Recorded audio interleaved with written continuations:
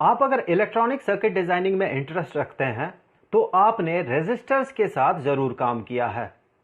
तो मैं आपको रेजिस्टर्स का कुछ तस्वीरें दिखा देता हूं ताकि अगर आपने रेजिस्टर्स के साथ काम नहीं किया है तो आपको बेसिक आइडिया यह हो जाए कि रेजिस्टर दिखता कैसा है। तो ये रहे बहुत सारे रेजिस्टर्स। हर एक रेजिस्टर में देखें 4 कलर बैंड हैं। यहां देखें, ये 4 कलर बैंड है इसमें। किसी और रेजिस्टर में देखें, यहां भी आपको 4 कलर बैंड नजर आएंगे। ये 4 कलर बैंड हमें क्या मैसेज कन्वे कर रहा है, यही है हमारा आज का मुद्दा। यहां देखें, इन सारे रेजिस्टर्स में कहीं भी इनका रेजिस्टेंस नहीं लिखा हुआ है। तरह तरह का रेजिस्टर तरह तरह के रेजिस्टेंसेस के होते हैं और अलग अलग सिचुएशन में सर्किट के अलग अलग रिक्वायरमेंट के लिए हमें अलग अलग रेजिस्टेंस के रेजिस्टर लगाना पड़ता है। तो रेजिस्टर्स एक ही रेजिस्टेंस का नहीं होता, तरह तरह के रेजिस्टेंस का होता है। तो चलिए देख लेते हैं कि ये कलर्स किस तरह से अलग अलग रेजिस्टेंस को रिप्रेजेंट करता है। तो इसके लिए हम अलग अलग कलर के साथ असाइंड जो वैल्यूज है उन्हें पहले टैब्यूलेट कर लेते हैं, फिर हम कुछ एग्जांपल्स कंसीडर करेंगे। तो ये रहा वो टेबल। यहां पर देखें बहुत सारे कलर्स हैं। यहां 12 कलर्स हैं। अगर मैं ब्लैक और व्हाइट को भी कलर कंसीडर करूं तो ये 12 कलर साथ ही साथ एक नो कलर का भी फील्ड है। ये नो कलर का फील्ड हमें बताता है कि कलर बैंड में कहीं अगर कलर ना हुआ तो उसका मतलब क्या है। तो ये सारे कलर्स एक रेजिस्टर में अलग अलग पोजीशन में रहते हुए क्या मैसेज हमें देता है या फिर कैसे रेजिस्टर का रेजिस्टेंस बताता है, इसे चलिए समझ लेते हैं और इसे समझने के लिए एक रेजिस्टर कंसीडर करते हैं। तो ये रहा वो रेजिस्टर। इस रेजिस्टर में देखें 4 कलर बैंड। ये पहला कलर बैंड, ये दूसरा, ये तीसरा और ये चौथा कलर बैंड। यहां मैं आपको बता दूं कि ये जो पहला 2 बैंड्स होते हैं, ये पहले 2 बैंड्स ये डिजिट बताते हैं हमें, और ये तीसरा जो कलर बैंड है, ये कलर बैंड हमें मल्टीप्लायर बताता है। आगे चल के हम देखेंगे इसका मतलब क्या है, ये मल्टीप्लायर क्या होता है। और ये चौथा बैंड ये बताता है टॉलरेंस। अब देखते हैं ये जो कलर्स है, ये कलर्स क्या क्या हैं। ये जो पहला बैंड है ये देखें ब्राउन कलर का है, और ब्राउन क्या मैसेज कन्वे करता है, देखें एज ए डिजिट ये 1 को कन्वे करता है, और एज मल्टीप्लायर ये 10 टू द पावर 1 बताता है, और एज टॉलरेंस ये 1% बताता है। अर्थात यही ब्राउन कलर अगर फर्स्ट या सेकंड पोजीशन में ना रह के अगर ये थर्ड बैंड में रहता तो ये हमें मैसेज देता 10 टू द पावर 1, और अगर ये फोर्थ बैंड में रहता ये ब्राउन तो हमें बताता 1% टॉलरेंस। हम आगे जरूर देखेंगे ये टॉलरेंस क्या होता है, 1% टॉलरेंस का मतलब क्या होता है। फिलहाल यहां देख ले, ये जो ब्राउन है ये फर्स्ट पोजीशन में है, अर्थात ये फर्स्ट बैंड है, तो ये डिजिट को रिप्रेजेंट करेगा। और देखें डिजिट है क्या, ये डिजिट ब्राउन के लिए ये डिजिट है 1, अर्थात ये 1 को रिप्रेजेंट करेगा। तो मैं इन नंबर्स को, मैं इन डिजिट्स को लिख लेता हूं। तो सबसे पहला है 1। फिर देखें दूसरा जो कलर है ये कलर है ब्लैक। ये ब्लैक ये भी रिप्रेजेंट कर रहा है डिजिट को, क्योंकि पहला 2 कलर्स ये डिजिट को रिप्रेजेंट करता है। अब देखें ब्लैक कौन सा डिजिट को रिप्रेजेंट करता है, ये 0 को रिप्रेजेंट करता है। तो ये दूसरा डिजिट भी मैं यहां पर लिख लेता हूं, यह है 0। अब देखें तीसरा, ये तीसरा जो कलर है ये कलर है येलो, और येलो ये तीसरे पोजीशन में होने के कारण ये रिप्रेजेंट कर रहा है मल्टीप्लायर को। तो देखें ये येलो जब ये मल्टीप्लायर के पोजीशन में होता है तो ये क्या रिप्रेजेंट करता है, ये 10 टू द पावर 4 रिप्रेजेंट करता है। जब ये डिजिट रिप्रेजेंट करेगा तो ये 4 रिप्रेजेंट करेगा, जब ये मल्टीप्लायर रिप्रेजेंट करेगा तो ये 10 टू द पावर 4 रिप्रेजेंट करेगा। उसी तरह से कोई और कलर देख ले, ये ग्रीन जब ये डिजिट रिप्रेजेंट करेगा तो ये 5 रिप्रेजेंट करेगा, जब ये मल्टीप्लायर रिप्रेजेंट करेगा तो ये 10 टू द पावर 5 रिप्रेजेंट करेगा। तो फिलहाल देखें ये तीसरा कलर जो है ये येलो है जो कि मल्टीप्लायर के पोजीशन में है, तो ये रिप्रेजेंट करेगा 10 टू द पावर 4, तो ये हो गया 10 टू द पावर 4। और ये जो चौथा कलर है, ये चौथा कलर है गोल्ड, अर्थात गोल्डन कलर। ये गोल्डन चूंकि ये चौथा पोजीशन में है, चौथा बैंड है ये, तो ये रिप्रेजेंट कर रहा है टॉलरेंस को। और देखिए गोल्ड कितना टॉलरेंस रिप्रेजेंट करता है, ये 5% टॉलरेंस रिप्रेजेंट करता है, तो ये चौथा हो गया टॉलरेंस, और चूंकि ये गोल्डन है तो ये 5% को रिप्रेजेंट कर रहा है। अब देखें इसका रेजिस्टेंस हम कैसे पता लगाएंगे। पहला 2 डिजिट्स इन्हें एक साथ मिला के एक 2 डिजिट नंबर बनाइए, तो इन्हें हमने एक साथ मिला लिया 0 1 के बाद, तो ये बन गया 1 और 0 ये बन गया 10।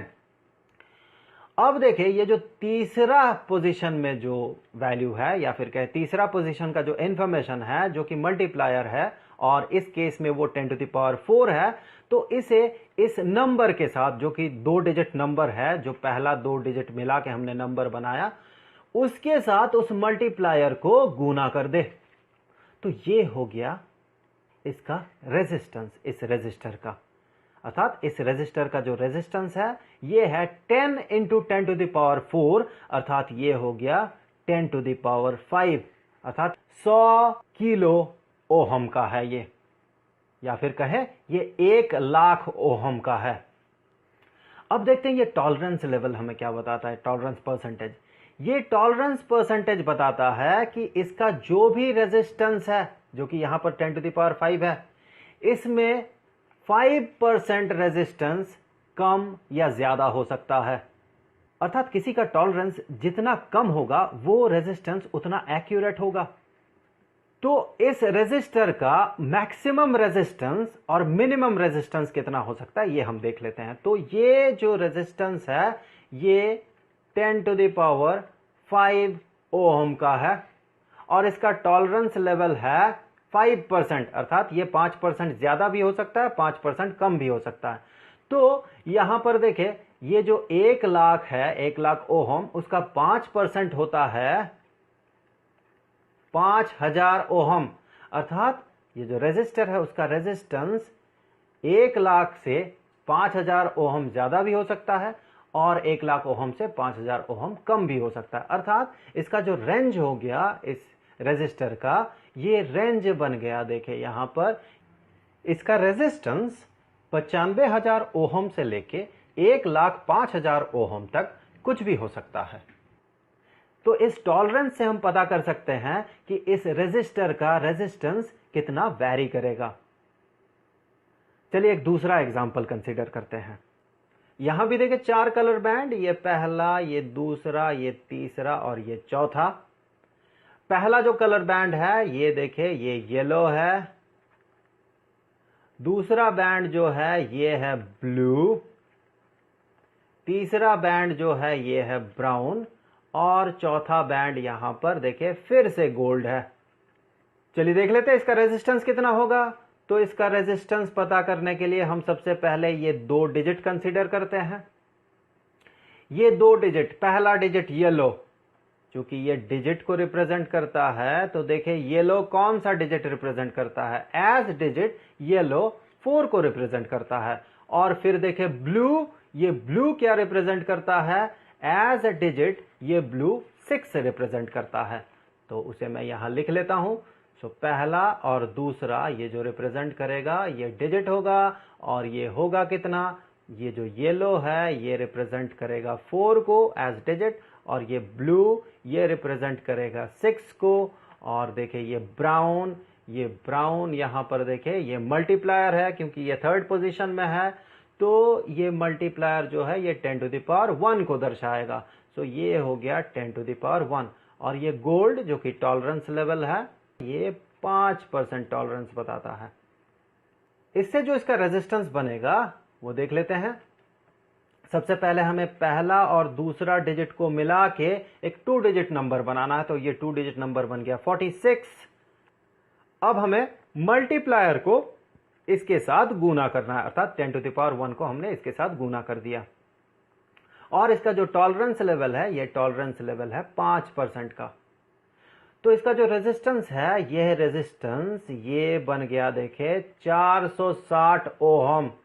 और इसमें टॉलरेंस कितना है? इसमें टॉलरेंस 5% का है, अर्थात 460 ओहम का ही 5% जो भी होगा उतना ये वैरी कर सकता है, अर्थात उतना इसका रेजिस्टेंस कम हो सकता है या फिर उतना इसका रेजिस्टेंस 460 ओहम से ज्यादा हो सकता है। तो चलिए इसका रेंज पता कर लेते हैं, इस रेजिस्टेंस का रेंज। सो इसका जो रेजिस्टेंस होगा ये होगा 460 ओहम का, जिसमें कि टॉलरेंस है ±5%। अब देखें 460 का जो 5% होता है वो होता है 23। सो ये 23 ओहम ज्यादा या कम हो सकता है। तो इसका जो रेंज है ये रेंज बन जाएगा 437 ओहम से लेके 483 ओहम तक। यहीं पर अगर मान ले यहां गोल्ड ना होके यहां पर ये चौथा जो बैंड है वो मान ले कि अगर ब्लू बैंड हो जाता, ये अगर ब्लू बैंड होता तो ये कितना टॉलरेंस बताता?